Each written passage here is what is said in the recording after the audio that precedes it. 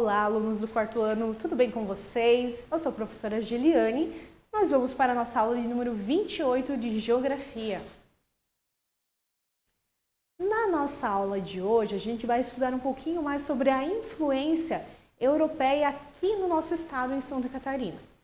Nosso objetivo da nossa aula de hoje é conhecer e identificar a influência dos imigrantes europeus que formam o território catarinense, além de perceber os traços culturais que estão presentes nas cidades aqui de Santa Catarina. Então, nós vamos dar um tour, vamos viajar um pouquinho pelo nosso estado. Então, ao percorrer as terras catarinenses, durante uma viagem, antigamente e até atualmente, pode-se encontrar denominações de lojas, hotéis, livrarias, restaurantes, fábricas e das mais diversas origens, certo? Comércios em geral. Então, nós vamos ter exemplo, por exemplo, supermercados com sobrenomes, alguns de origem portuguesa, alguns de origem alemã. Tudo vai depender bastante, mas aqui em Santa Catarina, a gente sabe que predomina muito a questão germânica. Então, a gente vai ter lojas do supermercado Santos, Farmácia Licei, Ótica Milk, Hotel Bertas, Oficina Grosso, Hotel Steller, Lojas Queires, que é bem conhecida. Deixa eu ver o que mais. Os móveis Rudnick, que são aqui da nossa cidade, entre tantos outros estabelecimentos que existem pelo estado, né, pela cidade aqui de São Bento do Sul e também no estado de Santa Catarina. Então aqui a gente tem um exemplo aqui mesmo em São Bento, né, de algum restaurante Sandori ali. A gente tem as lojas Queires, a gente tem um restaurante também, o Edvais, se não me engano, e a Copenhague, chocolate Copenhague. Então são diversos estabelecimentos que levam essa origem germânica ou geralmente do europeu, que vai trazer essas origens, né, dos imigrantes para nós aqui catarinenses.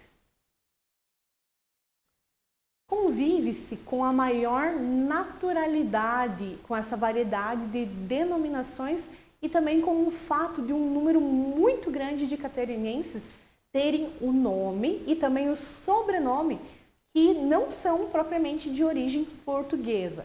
Então, a gente vai ter alguns sobrenomes como, por exemplo, Weber, Becker, Schmidt, Hoffmann, Miller. Então, são sobrenomes que a gente conhece, tem inclusive provavelmente amigos com esses sobrenomes, né? E que fazem parte, né, da origem germânica. Então, a gente convive isso pra gente que mora aqui no sul, Santa Catarina, São Bento do Sul, é bem comum.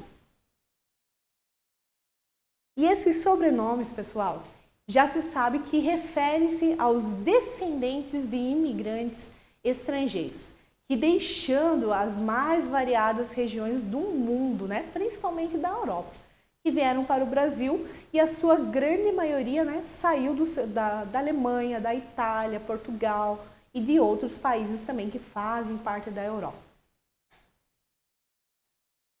Calcula-se mais ou menos, para a gente ter uma ideia, né, de pessoas que veio para cá, porque em geografia a gente estuda a questão demográfica, questão de pessoas, movimentação de pessoas, que 60 milhões, não é 60 mil, nem 600 mil, são 60 milhões de pessoas que até o ano de 1900 eles deixavam o continente europeu e passaram a viver, no caso, das mais diferentes regiões da Terra, né? Não só aqui no Brasil, como outras localidades.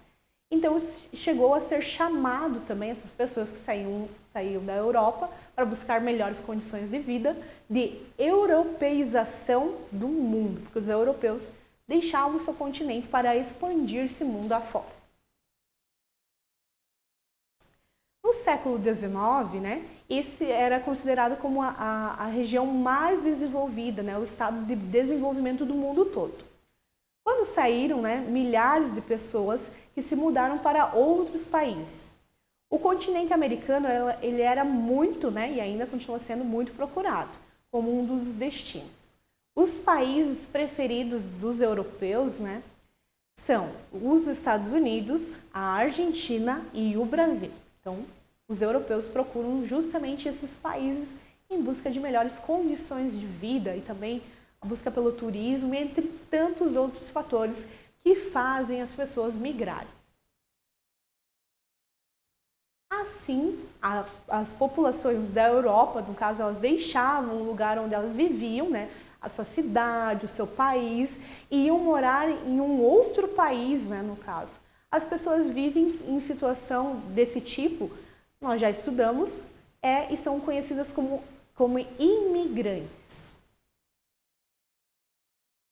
Além disso, tá, quarto ano, as pessoas elas poderiam ser perseguidas nos seus países, né, de origem, por causa das convicções políticas e também religiosas.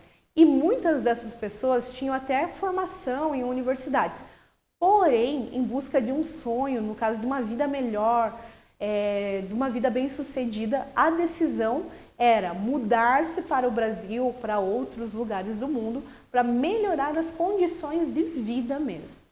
O sonho dos imigrantes, no sentido era de ter uma vida agradável, uma vida digna, que eles não conseguiam ter no seu país de origem, para ser felizes mesmo. E estavam muito presentes nos cânticos populares da época. Então eles vinham em busca desses sonhos, eles já vinham cantando chegando aqui, imigrando ao Brasil. Aqui a gente tem uma ideia um pouquinho sobre o mapa político da Europa, certo? Então, essa Europa tem um continente pequeno, não é um continente tão grande assim, mas tem diversos países. Os países, eles chegam a ser bem pequenininhos e a gente vai ver mais adiante uma curiosidade sobre esses países. A Europa, pessoal, ele é um dos 6 continentes existentes no planeta, sendo que o segundo menor em superfície terrestre, estando apenas atrás da Oceania. Esse continente ele abrange 50 países, não é tanto assim, mas não é tão pouco se pensarmos, né? Então, cada país ele é independente e possui setores econômicos, né, que vão gerar dinheiro bem distribuídos. Na Europa, ele encontra-se o maior bloco econômico e político do mundo, que é conhecido como União Europeia. Mas você sabia que nem todos os países da Europa fazem parte desse grupo? Apenas 28 países eles formam esse bloco, que representa a livre circulação de bens, de serviços e também de pessoas. E algumas curiosidades sobre a Europa. Você sabia que alguns países da Europa eles cabem dentro de alguns dos nossos estados brasileiros? Se você não sabia, eu vou contar um pouquinho mais para você. Veja agora alguns exemplos. Por exemplo, a Alemanha ela tem uma área, né, territorial mais ou menos de 357.022 quilômetros quadrados. Então, a Alemanha caberia no estado do Mato Grosso do Sul, que possui 357.145 quilômetros quadrados. Já a Dinamarca, que também não é um país tão grande, mas não é um país tão pequenininho, ele tem uma área de 43.094 quilômetros quadrados e caberia dentro do estado do Rio de Janeiro, que possui 43.781 quilômetros quadrados. A França, pessoal, ela tem uma área de 549.190 quilômetros e caberia também dentro do estado de Minas Gerais, que possui 556.520 quilômetros. A Itália ela tem uma área também de 301.314 quilômetros quadrados e caberia facilmente no estado do Maranhão, que é um pouquinho maior, que tem 331.936 quilômetros quadrados. Já o Reino Unido, para a gente ter uma ideia, o Reino Unido ele é um pequenininho, digamos assim. Ele tem 243.610 quilômetros quadrados e caberia tranquilo no estado, né, de São Paulo, com 248.9 219 quilômetros, para a gente ter uma ideia. E outro bem conhecido, que também é da nossa região, né? Nós conhecemos tanto nas aulas de História como nas aulas de Geografia, é o país Portugal, com uma área de 92.090 quilômetros quadrados. Ele caberia facilmente dentro do nosso estado aqui de Santa Catarina. Santa Catarina possui 95.737 quilômetros quadrados, né? A extensão territorial do nosso estado é essa.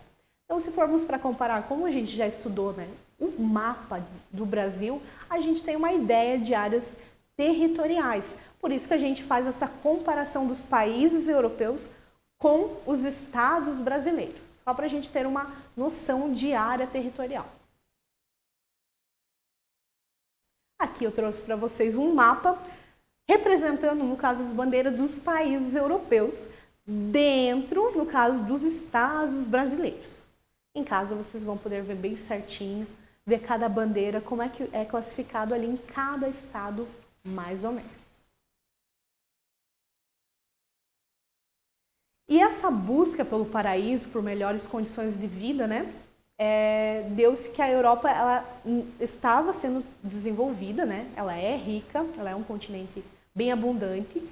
E por que será então que os seus habitantes, as pessoas, iriam deixar essa abundância? Então, vamos lá. Porque lá haviam problemas, assim como qualquer outro país também tem problemas. Então, um dos problemas que ocorriam na Europa é o grande aumento da população, mas a indústria que lá existia, ainda tem, ela não conseguia oferecer emprego para todos, ela não vencia a demanda de pessoas.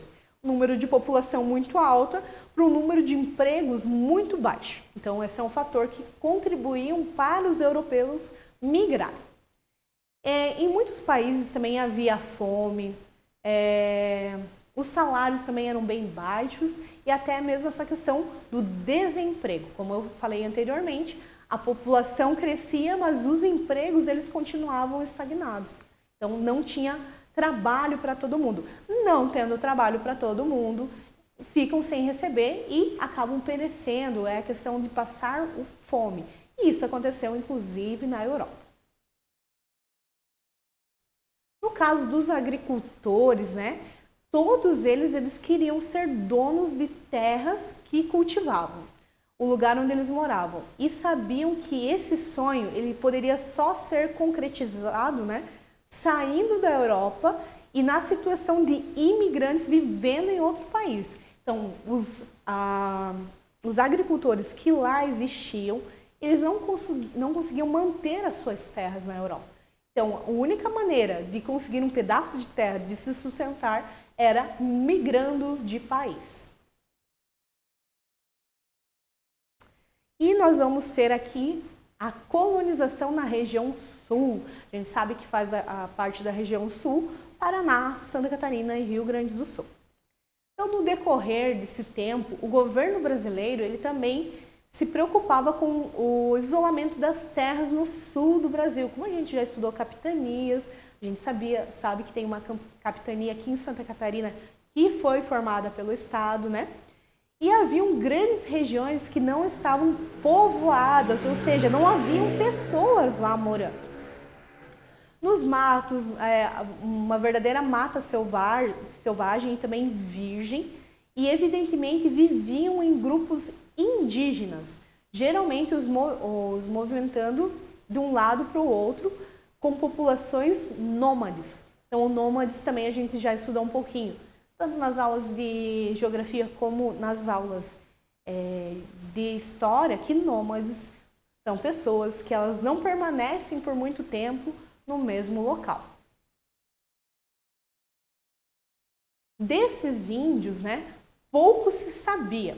Então, o que tinha andado por diversas áreas e também os bandeirantes, alguns viajantes, eles sempre pensavam neles com receio, com certo medo mesmo de atacar. A gente sabe que todo o movimento que eles faziam não era pacífico. Então, se você quisesse povoar algum local, provavelmente você teria que também lutar por aquele local. Enfim, no sul do Brasil, haviam grandes áreas de terra que formavam as regiões bem isoladas e estavam sem defesa nenhuma, não tinha ninguém para proteger. E também não contavam com postos avançados do exército ou caminhos, não haviam estradas, vilas ou cidades nem nada. Então era uma mata virgem mesmo. Só viviam, né, e sobreviviam os índios locais. Só que isso não era bom para o Brasil, não só para a região sul, mas para o Brasil inteiro, que ainda a gente viu naquela divisão das capitanias. Era necessário trazer pessoas para povoar a região sul. Pois os países com fronteira vizinha, como por exemplo a Argentina, ela poderia, com muita facilidade, invadir as regiões e apropriar-se, ou seja, tomar conta dessas imensas áreas. Então era preciso colonizá-las para proteger. Então, tendo pessoas cuidando daquelas terras, cultivando, morando, formando casas, estradas, o risco de invasão de outros países vizinhos diminuía, seria bem menor no caso, e seria benefício para o Brasil, que preservaria, né, preserva as suas áreas. Nós vamos ter também a questão dos imigrantes nas terras aqui de Santa Catarina. Os primeiros imigrantes estrangeiros, eles chegaram aqui em Santa Catarina lá no ano de 1826, mais ou menos. O governo esperava que os imigrantes, junto com as suas famílias, eles colaborassem para a colonização e também povoamento dessa região. E deveriam também desbravar a Mata Virgem, abrir picadas, caminhos, iniciar atividades agrícolas e também montar, né, formular comércios nessa região. A palavra colonização, ela deriva do termo de colono. Com certeza você já deve ter ouvido essa palavrinha, né? Ou colono, às vezes é utilizado até mesmo como um termo pejorativo, só que isso não deve acontecer. Eu já explico um pouquinho para vocês. Então, vem da palavra colono, que é um descendente, né, de pessoas, no caso, que formaram o Brasil, de família que colaborou para o povoamento e a colonização do nosso estado, da nossa região e do nosso país.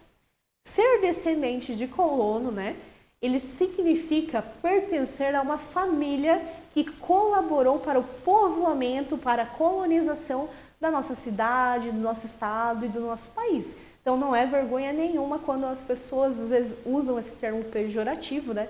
Ou colono porque fala de uma forma diferente, se veste de uma forma diferente. Então não tem nada a ver uma coisa com a outra. A gente tem que deixar de lado, digamos, esses rótulos que algumas pessoas empregam ainda. Ser colono, no caso, é ser um descendente, no caso, de pessoas boas, de pessoas que ajudaram a crescer a cidade, o estado e o país. Então aqui eu trouxe para vocês umas imagens sobre os primeiros colonizadores. Então eles vinham em famílias inteiras, certo? Tem a mãe, pai, papagaio, periquito, e eles começavam as atividades agrícolas, né? Justamente com uma vaquinha que dá leite, com um porquinho, e assim começavam também as atividades de agricultura e também de pecuária. Então vocês percebam aqui que são famílias bem numerosas, né? São os primeiros colonizadores das terras aqui do sul do Brasil. E agora que a gente aprendeu um pouquinho mais sobre a influência, né, dos povos europeus, dessas pessoas que vieram imigrar para o nosso país, nós vamos para a nossa atividade sobre a aula de hoje. Você vai utilizar o seu caderno, o lápis e a borracha. Até a próxima aula, pessoal!